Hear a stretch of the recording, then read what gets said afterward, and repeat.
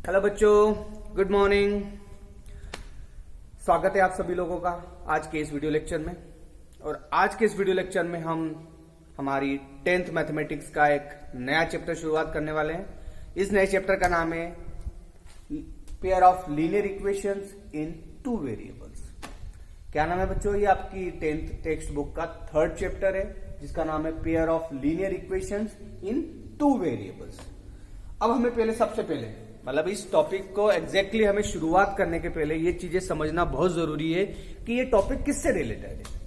क्या है बच्चों? है pair of linear equations. Equations कैसी है? हमारी लीनियर इक्वेशंस है और उसमें वेरिएबल्स कितने हैं? 2 वेरिएबल्स।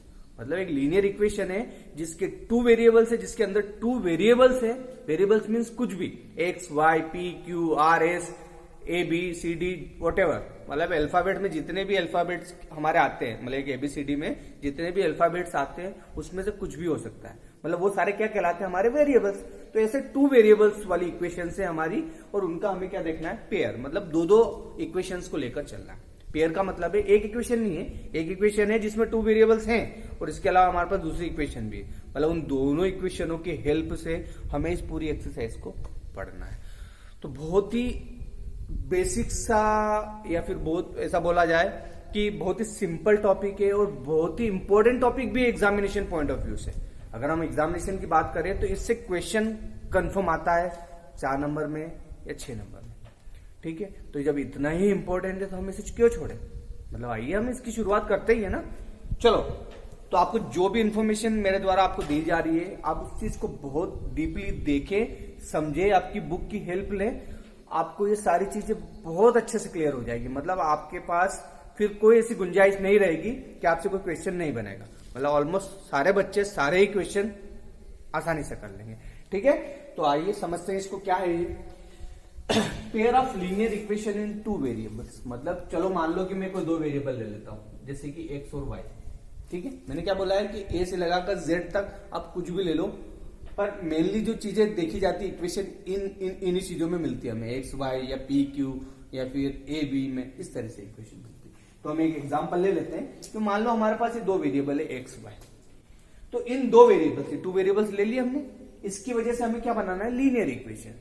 ठीक है, तो पहले हम लीनियर इक्वेशन तो बना लें, फिर उसका पेयर ले लेंगे, मतलब 2 इक्वेशन ले लेंगे। तो हम पहले बना लेते हैं लीनियर इक्वेशन। ये हमारे क्या है बच्चों? वेरिएबल्स। सारी चीजें आपके सामने लिखूंगा, आपको समझना बहुत जरूरी है।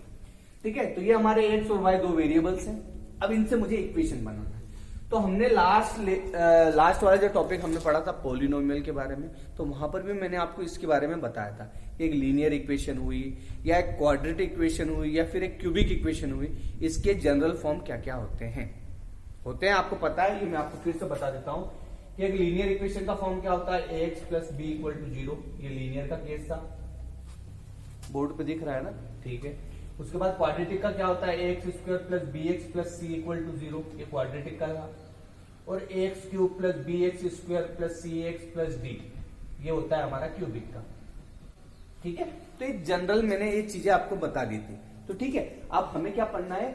लीनियर इक्वेशन के ही बारे में पढ़ना है इस पूरे टॉपिक में। लीनियर इक्वेशन जो कि 2 वेरिएबल्स में, तो हमें जो पहला वाला फॉर्म है सिर्फ उसी से मतलब है इसमें। ठीक है, तो अब आप समझिएगा कि अगर 2 इक्वेशन है हमारी, मतलब एक इक्वेशन है जिसमें 2 वेरिएबल्स है, तो भैया सिंगल अगर वेरिएबल होता, खाली एक वेरिएबल होता, तो हमारा जनरल फॉर्म क्या था बच्चों? X plus b. ये इसका जनरल फॉर्म था।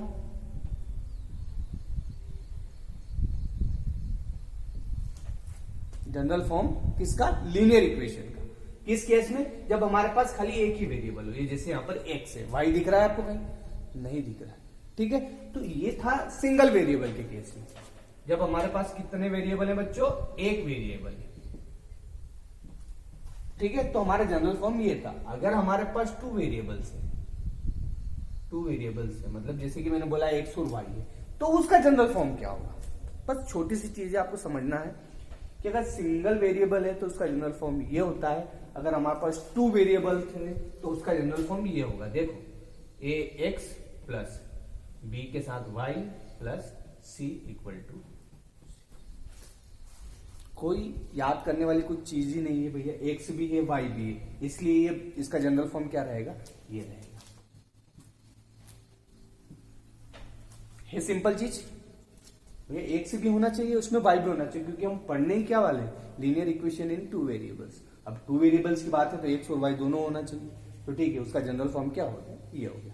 पॉलिनोमियल में हमने लीनियर इक्वेशन पढ़ी थी सिंगल वेरिएबल के केस में, तो सिंगल वेरिएबल मतलब एक्स हो या वाई हो, कुछ भी एक होना चाहिए, तो उसका जनरल फॉर्म क्या होता है, x plus B.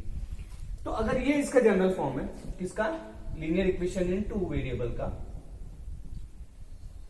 Linear equation in two variable का जनरल फॉर्म अगर ये है, तो अगर इससे मुझे दो इक्वेशन बनाना है, तो अगर दो इक्वेशन बनाना है तो क्या दूसरी इक्वेशन को भी मैं यही लिखूंगा क्या भाई? अगर ये एक इक्वेशन का जनरल फॉर्म है, ठीक है, ये भी एक इक्वेशन का जनरल फॉर्म है, तो दोनों में फर्क क्या है, कोई फर्क नहीं है ना। तो फर्क दिखाने के लिए, समझना मेरी बात को, कि भैया हमें इस पूरे टॉपिक में क्या पढ़ना है, ये वन वेरिएबल वाला मैं हटा देता हूं, क्योंकि इससे अभी हमको कोई लेना देना नहीं। हमने देख ही लिया है कि अगर टू वेरिएबल वाला जनरल फॉर्म देखना है तो उसका जनरल फॉर्म क्या होता है, ये होता है। तो ठीक है, अब हमें इसका पेयर देना, पेयर मतलब दो इक्वेशन चाहिए, उसका जोड़ा चाहिए। तो भैया अगर एक इक्वेशन का जनरल फॉर्म ये है, तो दूसरी इक्वेशन का भी यही क्यों रखूं, थोड़ा सा फर्क तो होना चाहिए ना। तो इन दोनों में फर्क दिखाने के लिए, देखो ये दोनों इक्वेशन आपके सामने लिखी हुई है, इन दोनों में सिर्फ मैं फर्क दिखा रहा हूं आपको, ताकि आपको पता चल जाए कि दो अलग अलग इक्वेशन के जनरल फॉर्म है। ये जो पहली इक्वेशन है, इसमें सब जगह 1 1 कर दूं, a1x plus b1y plus c1, और इस सारे में 2 2 कर दूं, a2x b2y और c2 इक्वल टू 0। तो अब आसानी से पहचान में आ जाएगी ना कि ये भी एक लीनियर इक्वेशन है जो कि टू वेरिएबल में, ये अपने आप में एक इक्वेशन है, और ये भी एक लीनियर इक्वेशन है जो कि टू वेरिएबल्स में, और ये भी अपने आप में एक इक्वेशन है। ठीक है, तो ये क्या हो गया, एक प्रकार से pair of linear equation in two variables. मेरी बात समझ में आ रही, मतलब a1x b1y plus c1 equal to 0, मतलब खाली जो उनके x के साथ जो कोफिशिएंट था, y के साथ जो कोफिशिएंट था, या c1 जो था कांस्टेंट वाली चीज, उनको खाली दोनों चीजों, दोनों इक्वेशनों में अलग अलग दिखाने के लिए एक तरफ a1 ले लिया तो एक तरफ a2 ले लिया, एक तरफ b1 ले लिया दूसरी तरफ b2 ले लिया, एक तरफ c1 ले लिया तो दूसरी तरफ मैंने c2 ले लिया। तो हमें आसानी से पहचान में आ रही कि दो इक्वेशन है, ये दो अलग अलग इक्वेशन है, और दोनों इक्वेशनों का जनरल फॉर्म ये। ठीक है बच्चों, अब इसको हम एक एग्जाम्पल से समझते हैं। एग्जाम्पल इसलिए क्योंकि हमने इक्वेशन तो समझ ली कि जो linear equation in two variable होती है वो कैसी होती है, उसके जनरल फॉर्म क्या होता है। अब अगर हमें ये जनरल फॉर्म पता चल गया है तो हम कोई भी इक्वेशन ले सकते हैं। जैसे कि चलो मैं एक एग्जाम्पल ले लेता हूं, बुक का ही ले लेते हैं बच्चों, ताकि आपको भी पढ़ने में और समझने में आसानी रहे। समझना, बहुत सिंपल सी चीजें हैं। ये जनरल फॉर्म आपको समझ में आ गया ना बच्चों। अब देखो, इसी जनरल फॉर्म से अगर मैं इक्वेशन बनाऊं और आपको कंपेयर करना बताऊं, तो आप बहुत आसानी से इन चीजों को समझ जाएंगे। कि मान लो मैंने अगर एक इक्वेशन ली है, सुनना, इधर ही लिख देता हूं मैं, x minus 2y equal to 0, एक इक्वेशन ये ली है, और एक इक्वेशन है अगर मैंने ऐसे ली है 3x plus 4y equal to 20। ठीक है, मैंने क्या बोला, ये एक इक्वेशन है, ये वाली x minus 2y equal to 0, और दूसरी इक्वेशन है मेरे पास 3x plus 4y equal to 20। तो क्या ये दोनों एक दूसरे से कंपेयर हो सकती है ना भैया? इसमें भी हमारे पास एक वेरिएबल और दो वेरिएबल है, और इसमें भी हमारे पास x और y दो वेरिएबल हैं। मतलब ये कैसी इक्वेशन हो गई, linear equation in two variable. और ये मैंने दो इक्वेशन ली, इसलिए क्या हो गया, इन दोनों का पेयर हो गया। ठीक है बच्चों, अब देखो यहां से अगर इसको इससे कंपेयर करूं और इसको इससे कंपेयर करूं, तो मैं वैल्यूज निकाल सकता हूं ना। कंपेयर करना मतलब x है, यहां पर भी x है, अब इसके x के साथ में जो मल्टीप्लाई में है वो क्या कहलाएगा, मेरा a1 कहलाएगा। तो a1, इस पहले वाले केस में a1 की वैल्यू क्या है, कुछ नहीं है, मतलब 1 है। x के साथ कुछ मल्टीप्लाई में दिख रहा है क्या, नहीं दिख रहा है, इसका मतलब क्या है, कुछ भी नहीं है वहां पर क्या है, 1। तो a1 की वैल्यू क्या हो गई, 1। b1 के साथ y है, तो यहाँ y के साथ b1, तो मतलब b1 की वैल्यू क्या हो गई बच्चों, 2। b1 की वैल्यू 2। तीसरा है हमारा c1, तो c1 यहाँ पर c1 कुछ है, कुछ भी नहीं है, मतलब क्या है, 0। ठीक है, मतलब इस इक्वेशन को उसके जनरल फॉर्म से अगर मैंने कंपेयर किया तो मैं यहां से a1, b1 और c1 की वैल्यू निकाल सकता हूं, निकाल ली। सेम चीज यहां पर भी कर सकता हूं कि a2 की वैल्यू, a2 के लिए इसको कंपेयर करा तो a2 की वैल्यू कितनी आ गई बच्चों, एक से साथ जो मल्टीप्लाई में वो a2 है, तो क्या है 3।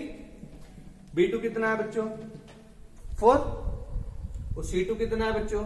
अब देखो c2 के लिए ये चीज हमको समझना है कि भैया हमारा जो जनरल फॉर्म है उसमें क्या होता है कि a2x plus b2y plus c2, मतलब जो इक्वल के उधर है ना वो उधर कुछ नहीं होना चाहिए, वो सारा मटेरियल इधर होना चाहिए। पर अभी इक्वेशन में क्या है, इक्वल टू 20 है, तो ये 20 को जब मैं इक्वल के इधर ले जाऊंगा तो ये प्लस 20 उधर जाकर क्या हो जाएगा, माइनस 20 हो जाएगा। मतलब ये यहाँ पर इसको इधर इक्वल के इधर लाऊंगा तो ये माइनस 20 हो जाएगा और इधर इक्वल टू क्या हो जाएगा, 0 हो जाएगा। तो अब यहाँ से C2 की वैल्यू निकालूंगा, तो C2 यहाँ पर जनरल फॉर्म में क्या है, प्लस C2 है और यहाँ पर माइनस 20, मतलब क्या है, C2 की वैल्यू क्या है, माइनस 20। ठीक है ना, समझ में आ रही है ना मेरी बात। ये इक्वेशन में यहाँ लिख रहा हूं, चलो कि 3x प्लस 4y और माइनस 20 इक्वल टू 0। तो भैया कंपेयर करना है तो a2 की वैल्यू तो 3 हो गई, लिख दी मैंने, b2 की वैल्यू 4 हो गई, लिख दी मैंने, c2 की वैल्यू क्या है, माइनस 20 है। क्यों भैया, यहाँ प्लस है यहाँ माइनस है, यहाँ प्लस प्लस था तो कोई दिक्कत ही नहीं थी मुझे, यहाँ पर प्लस है यहाँ माइनस है तो वैल्यू क्या हो जाएगी उसकी, माइनस 20। चीजें समझ में आ रही है कि अगर हमारे पास दो अलग अलग इक्वेशन है जो कि कैसी है, linear equation in two variable, तो वो क्या होगी, ऐसे होगी, उसके जनरल फॉर्म ये होगा और उसमें से हम a1 b1 c1 या फिर a2 b2 c2 की वैल्यू कैसे निकाल सकते हैं, वो चीजें सारी यहाँ पर है। ठीक है, अब इसी चीज को आगे बढ़ाएंगे क्योंकि हमने बेसिक चीजें समझ ली है कि अगर linear equation in two variable है तो उसका जनरल फॉर्म कैसा होता है, सर ने बताया हमें। जनरल फॉर्म होता है तो उससे हम a1 b1 c1 या a2 b2 c2 की वैल्यू कैसे निकालते हैं, ये चीजें हमें समझ में आ गई। ठीक है, अगर हमें ये चीजें समझ में आ जाती है तो हम नेक्स्ट स्टेप पे मूव ऑन कर सकते हैं। चलो मूव ऑन करते हैं।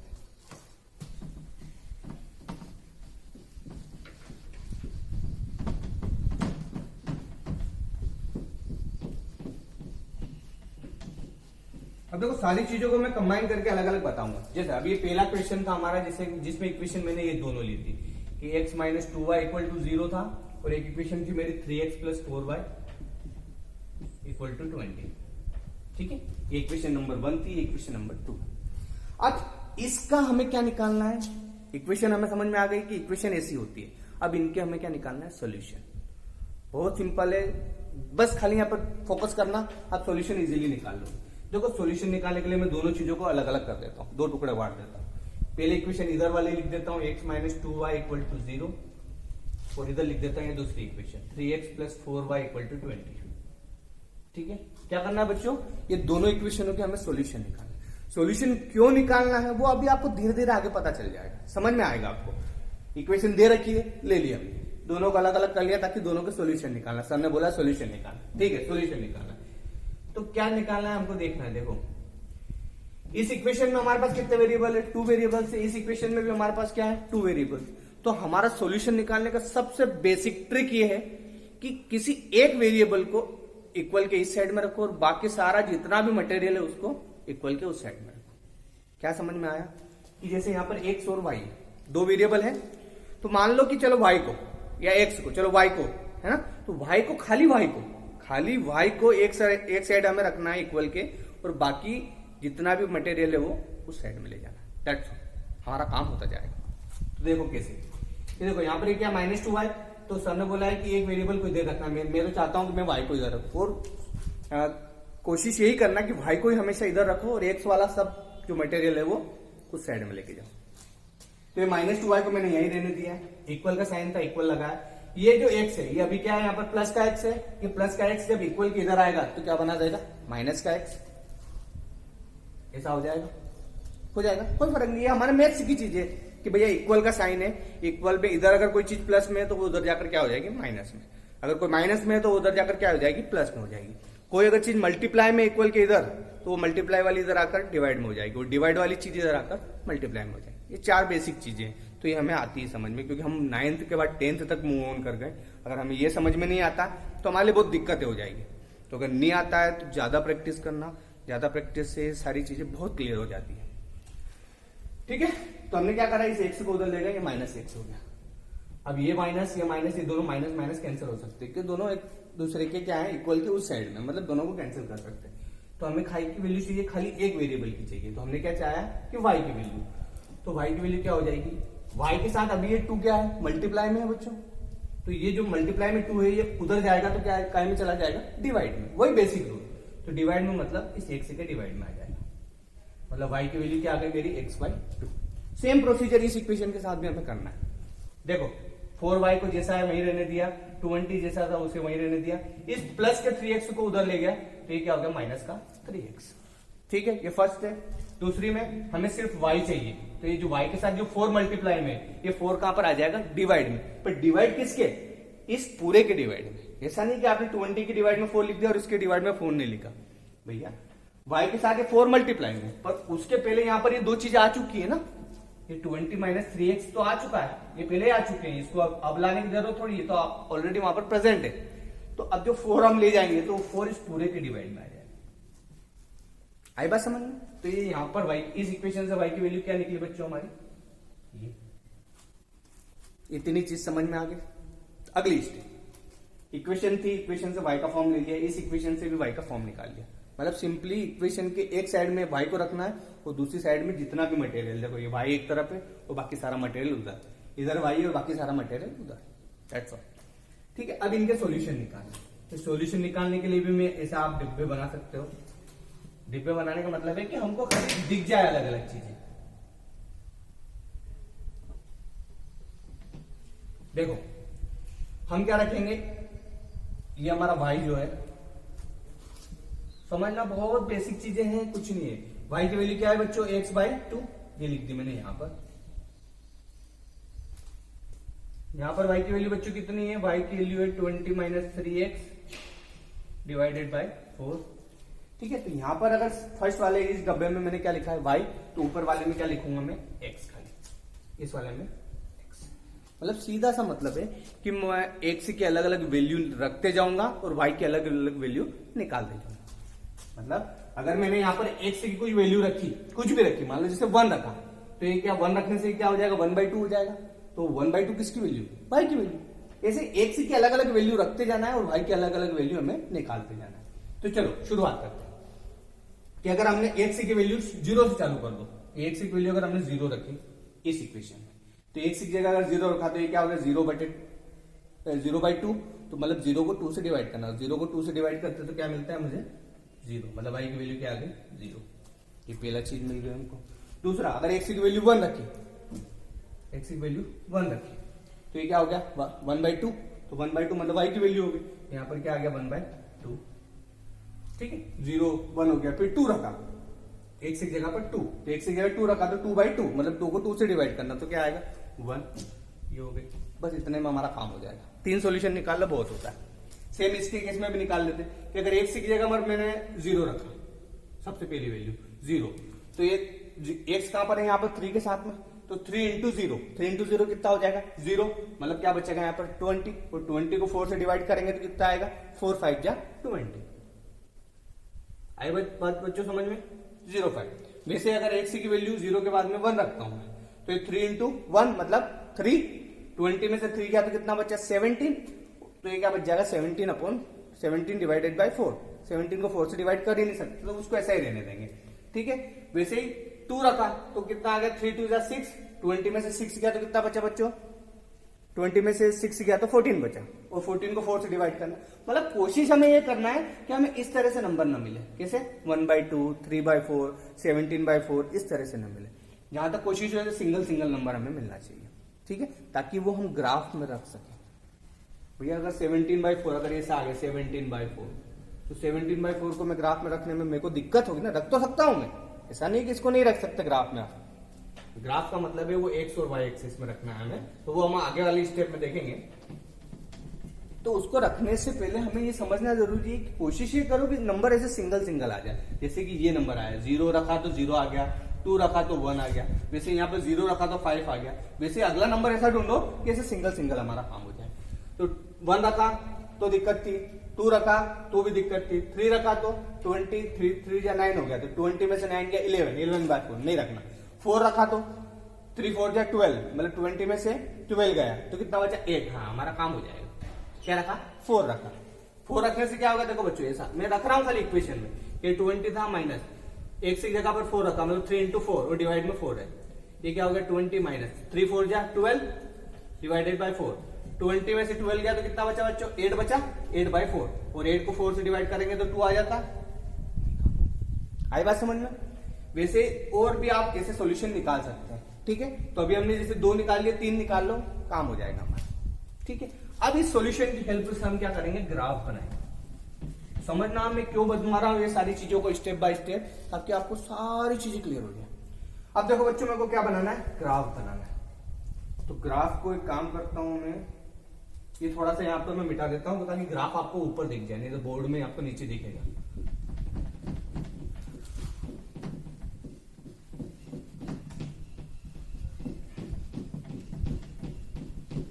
है ना बच्चों, समझना कितना आसान है, बहुत आसान चीज है। हमें बस ये जो वैल्यूज आई है हमारी, ये चारों जो वैल्यूज है, इनको ग्राफ में रखना है। ठीक है, तो देखो ये ग्राफ बनाया मैंने, होता है ऐसा, एक्स एक्सिस और वाई एक्सिस होती है। ठीक है, यहां पर जीरो होता है, ओरिजिन, जिसे हम ओरिजिन बोलते हैं। ये हमारी एक्स होती है, ये माइनस एक्स होती है इधर, ये वाई होती है और ये माइनस वाई होती है। ठीक है, हम ऐसे ही चलते हैं। यहाँ पर 1 है मान लो, यहाँ पर 2 है, यहाँ पर 3 है, यहाँ पर 4 है, यहाँ पर 5 है। वैसे ये एक्स की प्लस वाली वैल्यू इधर होगी तो माइनस वाली इधर होगी, -1, -2, -3, -4 और -5। ठीक है बच्चों, ये पुरानी क्लासेस में हम पढ़ चुके हैं। मैं फिर से खाली आपको हर चीज को बता रहा हूं कि भाई इक्वेशन थी, उसको y के फॉर्म में ले गए, फिर हमने सॉल्यूशन निकाल लिए, सॉल्यूशन को अब हम ग्राफ में रखना है। ठीक है, इधर y की वैल्यू प्लस किधर होती है, अब ऊपर साइड में 3, 4 और ये समझ लो कि 5, क्योंकि 5 तक ले रहा हूं तो दोनों तरफ 5 ही लेता हूं ताकि आपको कंफ्यूजन ना हो। ये -1, ये -2, ये -3, ये -4 और ये -। ठीक है, अब इन वैल्यूज को हम रखते हैं। जैसे एक्स की वैल्यू 0 थी तो वाई की वैल्यू 0, एक्स की वैल्यू 0, ये है ये, तो 0 कहां पर है, वहीं पे सेंटर पॉइंट पर। तो एक्स की वैल्यू 0, वाई की वैल्यू 0, मतलब पॉइंट कहां पर है हमारा, यहीं पर है। ठीक है, कोई दिक्कत नहीं। एक्स की वैल्यू 2 है और वाई की वैल्यू क्या है, 1, मतलब एक्स की वैल्यू पहले 2 देखो, एक्स की वैल्यू 2 कहां पर है, ये वाली चीज, और वाई की वैल्यू 1 मतलब कहां पर है, यहाँ पर। तो हमको इन दोनों से ऐसा इंटरसेक्टिंग वाला पॉइंट ढूंढना है, मतलब ऐसे करके डॉट डॉट डॉट लगा के ये पॉइंट। ठीक है ना बच्चों, समझ में आए ना कि एक्स की वैल्यू 2 है तो एक्स की वैल्यू 2 कहां पर है, ये यहाँ पर, और वाई की वैल्यू 1 है मतलब यहाँ पर है। तो अब इन दोनों का कॉमन पॉइंट कहां ढूंढूं, इधर से एक लाइन बढ़े, इधर से एक लाइन बढ़े, तो कहां पर मिल रही, वो हमारा पॉइंट हो गया। ठीक है, तो ये दोनों पॉइंट हो गए, इनसे मिलती हुई एक लाइन निकाल दो आप, मतलब कुछ इस तरीके से एक लाइन पास कर दो भैया, उससे गुजरना चाहिए दोनों पॉइंट से। ये जो दोनों सोल्यूशन थे हमारे, उससे जाती हुई मैंने एक लाइन बना दी। ठीक है, अब ये दूसरी वाली को लेते हैं कि एक्स की वैल्यू 0 थी तो वाई की वैल्यू क्या थी बच्चों, 5। तो एक्स की वैल्यू 0 कहां पर है, यहीं पे, और वाई की वैल्यू क्या है, 5 है, मतलब अपना पॉइंट कहां पर है, यहां पर। एक्स की वैल्यू 0 है तो एक्स की वैल्यू 0 है, पर वाई की वैल्यू 5 है, तो वाई की वैल्यू 5 इधर थोड़ी होती है, वाई की वैल्यू 5 कहां होती है, इधर होती है। तो पॉइंट कहां पर है, वहां पर है। दूसरा, एक्स की वैल्यू 4 है तो वाई की वैल्यू क्या है, 2 है। तो एक्स की वैल्यू 4 कहां पर है बच्चों, यहां पर, और y की वैल्यू 2 है, मतलब कहां पर है, यहाँ पर। तो इन दोनों का कॉमन पॉइंट कहां से निकलेंगे, ऐसे ऐसे डॉट डॉट डॉट करके बढ़ाएंगे इधर, और इधर से इसको इधर ड्रॉप कर देंगे। तो ये जो कॉमन पॉइंट आया ये इसका पॉइंट हो गया। तो बस अब इन दोनों पॉइंट को मिला दो, मतलब लाइन ऐसी पास करो जो इन दोनों पॉइंट से गुजरती हुई निकले, ऐसे करके निकाल। ठीक है, तो हमने जैसे ही इनके सॉल्यूशन निकाले और उसके बाद उसको ग्राफ में बनाए, ये ग्राफ है इसका, तो हमें क्या दिखता है कि भैया ये वाली जो लाइन थी, ये वाली लाइन किस इक्वेशन की थी, जो हमारी पहली इक्वेशन थी, क्या थी, x - 2y = 0। ऐसा लिखा हुआ आपको मिलेगा तो आप समझ जाना कि क्या मतलब है उसका, कि इस लाइन के ऊपर उसने लिखा है x - 2y = 0, मतलब ये वाली जो लाइन है किस इक्वेशन की है, इस इक्वेशन की। फिर ये वाली लाइन किस इक्वेशन की थी, इस वाली इक्वेशन की, मतलब सेकंड वाले के सॉल्यूशन रखे थे हमने। तो यहाँ पर ऐसा लिखा मिलेगा आपको कि 3x + 4y = 20। ठीक है, तो दोनों लाइनों की इक्वेशन से हमने ग्राफ बना दिया। तो हम क्या देख रहे हैं कि दोनों लाइनें कैसी है, एक दूसरे को कहीं ना कहीं काट रही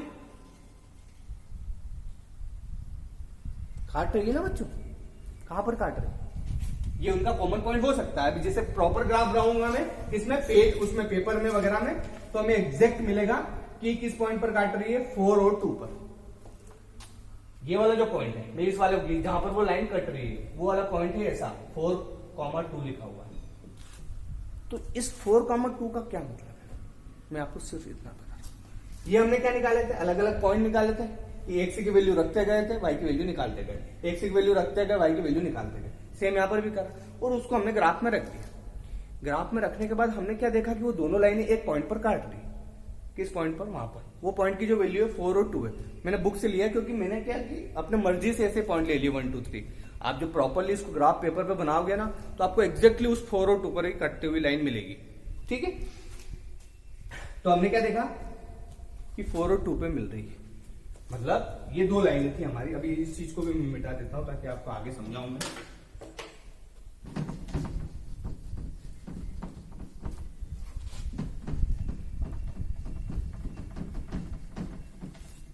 ठीक है, तो किस पॉइंट पर काट रही है, मतलब ये दो लाइनें थी ऐसी, तो वो कहीं ना कहीं इस पॉइंट पर काट रही है। इसके पॉइंट क्या लिखे हैं उसने? 4 और 2। तो 4 का क्या मतलब है? एक्स की वैल्यू, और 2 जो है वो काय की वैल्यू है? वाई की वैल्यू। मतलब इस इक्वेशन के, इन दोनों इक्वेशनों के जो सोल्यूशन है, क्या है सोल्यूशन, वो कितने हैं? एक सोल्यूशन है। क्या समझ में आई मेरी बात? नहीं आई। आप समझने की कोशिश करो कि ये लाइन थी, ठीक थी, ये लाइन थी, ठीक था, ये दोनों कट कहां पर रही है? सिर्फ एक पॉइंट पर। इसके अलावा कहीं कट रही है क्या? नहीं ना, सिर्फ एक पॉइंट पर कट रही है। तो उस पॉइंट के वैल्यू क्या दे रही है उसने? 4 और 2। मतलब एक्स की वैल्यू 4 है और वाई की वैल्यू 2 है। तो ये इसका क्या कहलाएगा? ये इसका सॉल्यूशन कहलाएगा। क्या कहलाएगा बच्चों? सॉल्यूशन। किसका? इन दोनों इक्वेशनों का सॉल्यूशन जो है वो क्या है? 4 और 2। और इस तरह की लाइनों को हम कैसी बोलते हैं लाइनें बच्चों? इंटरसेक्टिंग लाइन, क्योंकि ये दोनों एक दूसरे को क्या कर रही है? इंटरसेक्ट कर रही है। कितने पॉइंट पर? एक पॉइंट पर। तो अगर हमारे पास कैसी लाइन है? Intersecting line. कैसी लाइन है बच्चों? ये इंटरसेक्टिंग लाइन है। तो हमें कितने सॉल्यूशन मिलेंगे? सिर्फ एक।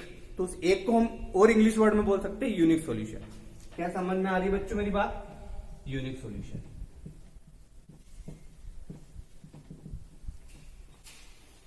समझना चीजों को फिर से समझा देता हूं कि हमारे पास ये दो इक्वेशन थी, हमने उनके सॉल्यूशन निकाले, मतलब वो जो टेबल बनाई वहां तक हमें चीजें क्लियर है। उसको हमने ग्राफ में रखा। तो जैसे हमने ग्राफ में वो वैल्यूज रखी तो हमें क्या देखने को मिला कि दोनों लाइनें किसी पॉइंट पर कट रही है। वो पॉइंट कौन सा है? 4 और 2। तो ये 4 और 2 क्या है? उस लाइन का क्या है बच्चों? सॉल्यूशन है। सॉल्यूशन का मतलब क्या है कि ये लाइन कैसी थी? Intersecting line. ये लाइनें कैसी थी बच्चों? इंटरसेक्टिंग लाइन थी। और इसका सॉल्यूशन क्या मिला हमें? एक सॉल्यूशन ही मिला ना, इसके अलावा कोई दूसरे पॉइंट दिए उसने? जैसे हमने टेबल बनाई थी तो उसमें से 2 3 4 पॉइंट लिए थे हमने, तो हमें यहां पर क्या मिल रहा है? सिर्फ एक सी की एक वैल्यू और वाई की एक वैल्यू। मतलब इसका सॉल्यूशन क्या रहेगा? एक, जिसको हम क्या बोल सकते हैं? Unique solution. तो हमें इस एग्जांपल से क्या समझ में आया है कि अगर हमारे पास दो इक्वेशन दी है, हमें अगर वो इंटरसेक्टिंग लाइन मिल रही है, मतलब उसको ग्राफ में रखने के बाद अगर वो लाइन इंटरसेक्टिंग मिल रही है, तो उसमें कितने सॉल्यूशन मिलेंगे? हमें सिर्फ एक, क्या बोल सकते हैं उसको? Unique solution. ठीक है, अब अलग अलग कैटेगरी हम पढ़ेंगे। ठीक है, मतलब आप समझना कि क्या है, मैं क्या समझाना चाह रहा हूं। फिर से आपको ये चीजें सारी मैं लिख देता हूं ताकि आपको समझ में आए। ये ग्राफ और ये सारा समझ में आ गया ना? अब देखो मैं कुछ चीजें ऐसी बताऊंगा ताकि आपको सारी चीजें ऐसी क्लियर हो जाएगी कि आपको भी करने में मजा आएगा। ठीक है, मतलब दो इक्वेशन हमें दे दी जाएगी, जैसे कि अभी इस एग्जांपल में हमने लिया था। तो उन दोनों इक्वेशनों की अपनी अपनी एक लाइन रहेगी। ठीक है, क्यों लाइन रहेगी? क्योंकि लीनियर इक्वेशन है। लीनियर इक्वेशन के केस में हमेशा एक लाइन ही मिलेगी, सीधी लाइन। अब वो सीधी लाइन कैसी भी हो सकती है, AC AC AC AC AC कुछ भी, पर होना कैसी चाहिए? सीधी। ऐसी आड़ी ऐसी गोल गोल घूमती हुई नहीं होना चाहिए। लाइन कैसी होना चाहिए? सीधी। मतलब इक्वेशन कोई सी भी हो, लीनियर इक्वेशन, तो हमें जो उसकी जो सॉल्यूशन मिलेगा, उसका जो ग्राफ मिलेगा, वो कैसा मिलेगा? एक स्ट्रेट लाइन मिलेगी। ठीक है, तो अगर हमें दो लाइनें इंटरसेक्टिंग मिल रही, कैसी? एसी, तो उसके कितने सॉल्यूशन होंगे? Unique solution. मतलब एक सॉल्यूशन रहेगा, यूनिक लिख दो या फिर बोलो वन सॉल्यूशन। ये चीज आप लिख लेना। लाइन कैसी है हमारी बच्चों? पहले कैटेगरी इंटरसेक्टिंग लाइन।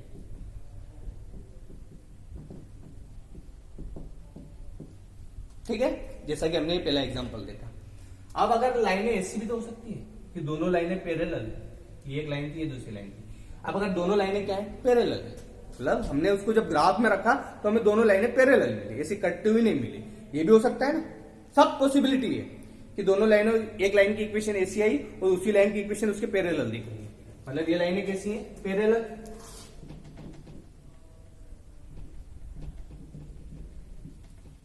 ठीक है, तो अगर पैरेलल लाइन हो तो उस कंडीशन में सॉल्यूशन कितने मिलेंगे हमको? ये भी हमें पता होना चाहिए कि अगर पैरेलल लाइन है हमारे पास तो उस कंडीशन में हमारे पास सॉल्यूशन कितने रहेंगे बच्चों? बताओ जरा, कुछ आइडिया कि अगर इक्वेशन हमारी पैरेलल है, तीसरी कंडीशन ये हो सकती है कि अगर लाइनें एक दूसरे के ऊपर चढ़ी हुई है, कि पहले लाइनें ये है, दूसरी लाइनें ये है, तो इन तरह की लाइनों को हम क्या बोलते हैं? Coincident line, coincidental line. मतलब वो एक दूसरे के ऊपर क्या कर रही है? कोइंसाइड कर रही है। तो हमें कितने सॉल्यूशन मिलेंगे? ठीक है, हमें समझना यही चीजें, बहुत सिंपल सी चीजें, आपको एक बार में चीजें समझ में आएगी। ठीक है, इंटरसेक्टिंग के केस में हमको कितने सॉल्यूशन मिले थे? एक सॉल्यूशन, जिसको बोला जाता है यूनिक सॉल्यूशन। अगर लाइनें पैरेलल है तो भैया ये लाइन कहीं कटी हुई मिल रही है हमको, दोनों एक दूसरे को कभी नहीं काटेगी। मतलब इस केस में हमें क्या मिलेंगे? नो सॉल्यूशन, सॉल्यूशन ही नहीं मिलेंगे। क्या मिलेंगे बच्चों? नो सॉल्यूशन, सॉल्यूशन ही नहीं मिलेंगे। ओ बहुत अच्छा है यार, तो काम ही हो जाएगा हमारा आसान। तीसरा, अगर हमारे पास लाइन इंटरसेक्ट है, मतलब एक लाइन ऐसी जा रही है तो दूसरी लाइन उसी के ऊपर जा रही है। ठीक है, ये भी आप जब ग्राफ बनाओगे तो आपको दिखेगा ये चीजें। तो अगर कोइंसिडेंटल लाइन है तो आपको कितने सॉल्यूशन मिलेंगे? ये चीज भी आप लिख लो, infinitely many solution, infinitely many solution, मतलब बहुत सारे सॉल्यूशन। जितने इस लाइन के सॉल्यूशन होंगे उतने ही तो उसी लाइन के भी सॉल्यूशन होंगे ना, क्योंकि दोनों एक दूसरे के ऊपर ओवरलैप है, चढ़ी हुई है। ठीक है, अभी पैरेलल है, मतलब ये और ये दोनों एक दूसरे को कभी मिलेगी क्या? कभी नहीं मिलेगी। एक लाइन इस डायरेक्शन में जा रही है, एक लाइन इस डायरेक्शन में, दोनों पैरेलल है, तो दोनों एक दूसरे को कहीं भी काटेगी ही नहीं। तो काटेगी नहीं मतलब नो सॉल्यूशन। अगर काट रही है, अगर एक पॉइंट पर काट रही है तो कितने सॉल्यूशन? Unique solution. अगर दोनों एक दूसरे के ऊपर चढ़ी हुई है मतलब कोइंसिडेंटल लाइन, उनको बोला क्या जाता है? Coincidental line. तो हमें कितने सॉल्यूशन मिलेंगे? इनफाइनाइटली मेनी सॉल्यूशन, इनफाइनाइट, बहुत सारे, अनंत सॉल्यूशन मिलेंगे। तीनों कैटेगरी समझ में आ गई। पहले वाली इंटरसेक्टिंग लाइन का मैंने आपको एग्जांपल समझाया है, आपको शायद समझ में आ गया होगा। दूसरा, आपका ही बुक का आप एग्जांपल लेना, example number 4, sorry example number 4 नहीं, एग्जांपल नंबर 3,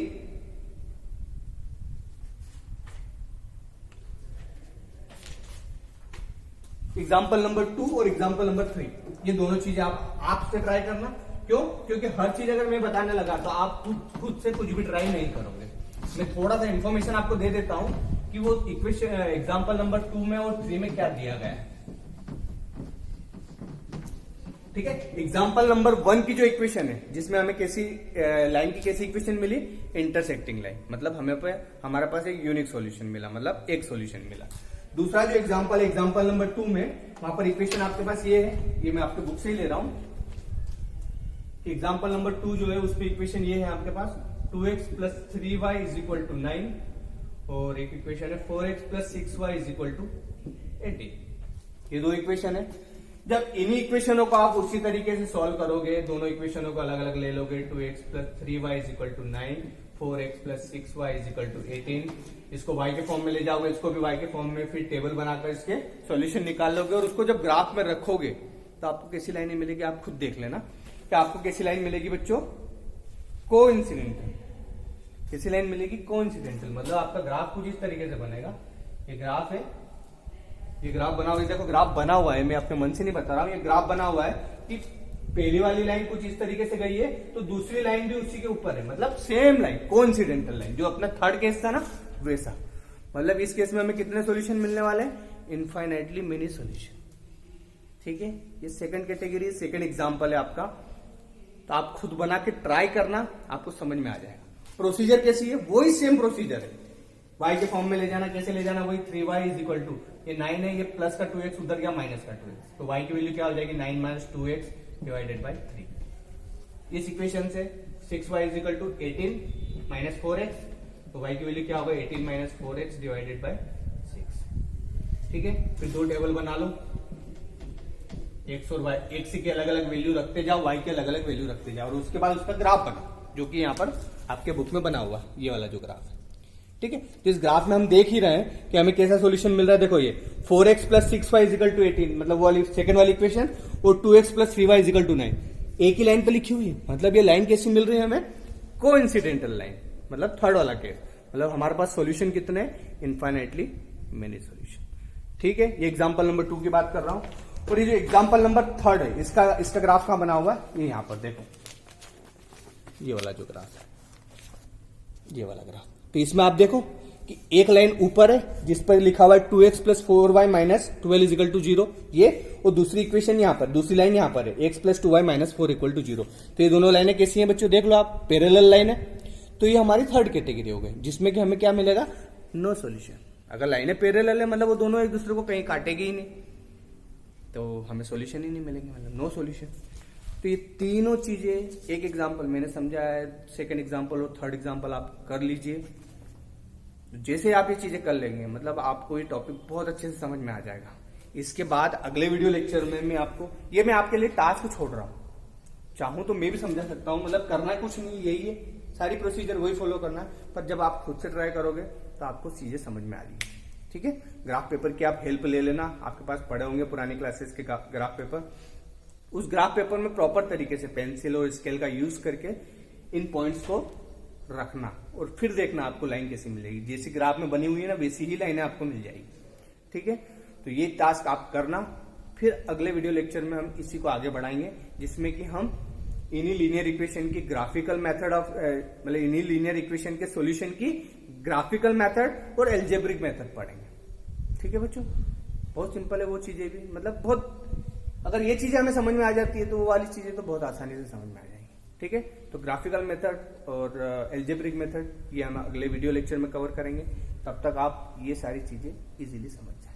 ठीक है, फिर से एक जरा सा इंफॉर्मेशन फिर दे देता हूं कि दो इक्वेशन है, इनके जनरल फॉर्म क्या रहेंगे, a1x plus b1y plus c1 equal to 0, ये इसका पहले वाली इक्वेशन का, और दूसरे का क्या रहेगा a2x plus b2y plus c2 equal to 0। ये इनके क्या कहलाते हैं, जनरल फॉर्म। ठीक है, कंपेयर कर सकते हैं हम, ये कंपेरिजन हमें आगे समझ में आएगा कि यार इस तरह आपने बता दिया पर कंपेयर वाला चीज तो करी ही नहीं आपने कहीं भी। मैंने इसलिए नहीं करी क्योंकि वो चीज आगे आएगी।